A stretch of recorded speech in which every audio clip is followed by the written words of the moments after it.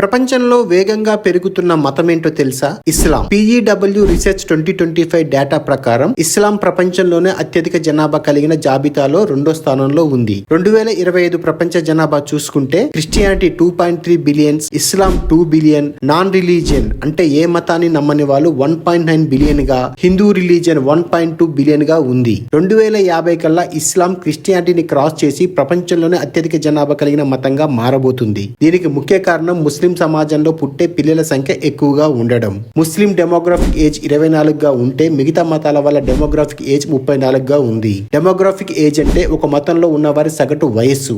ముస్లిం age 24 అంటే వాళ్ళ జనాభా చాలా యంగులో ఉన్నట్టు అర్థం. ఇలా చిన్న వయసు గల జనాభా ఉంటే పెళ్లిళ్లు ఎక్కువ అవుతాయి, పిల్లల సంఖ్య పెరుగుతుంది, దానివల్ల జనాభా సంఖ్య కూడా వేగంగా పెరుగుతుంది. ఇక్కడ ఇంకొక ఇంట్రెస్టింగ్ విషయం ఏంటంటే వివిధ దేశాల్లో చాలా మంది ఇస్లాం మతంలోకి మారతారు, కానీ ఇస్లాం నుండి వేరే మతంలోకి మారే వాళ్ళ సంఖ్య చాలా తక్కువ. అలాగే యూరోప్ దేశాల్లో కూడా ముస్లిం జనాభా సంఖ్య బాగా పెరుగుతుంది. ఆఫ్రికా, ఆఫ్ఘనిస్తాన్, సిరియా లాంటి దేశాల నుండి యూరోప్ కు పెద్ద ఎత్తున ముస్లిం వలసదారులు వస్తున్నారు. వారిలో చాలా మంది శరణార్థులు, పని కోసం వెళ్లే వాళ్ళు, విద్యార్థులు ఉన్నారు. కొన్ని యూరోప్ దేశాల్లో ముస్లిం జనాభా సంఖ్య ఇప్పటికే 20% దాటిపోయింది. యూరోప్ దేశాల్లో ఒక సంవత్సరంలో పుట్టిన పిల్లల్లో 40% మంది ఇస్లాం మతంలోనే పుడుతున్నారు. ఈ మధ్య కాలంలో కొన్ని యూరోప్ దేశాల్లో ముస్లిం మతంపై వ్యతిరేకత మొదలైంది. పోలాండ్ లో కొన్ని నగరాల్లో ముస్లింల ప్రార్థనా కార్యక్రమాలపై అలాగే షరియా చట్టాలపై నిషేధాలు కూడా విధించారు. కొన్ని యూరోప్ దేశాల్లో రాజకీయ నాయకులు ముస్లింలు కావడంతో వారు అక్కడ షరియా చట్టాలను అమలు చేస్తున్నారు. దీంతో అక్కడ క్రైస్తవులు, ముస్లింస్ మధ్య మతపరంగా ఘర్షణలు కూడా ప్రారంభమయ్యాయి. ఇక్కడ అర్థం కాని విషయం ఏంటంటే ప్రపంచంలో 57 ముస్లిం దేశాలు ఉన్నా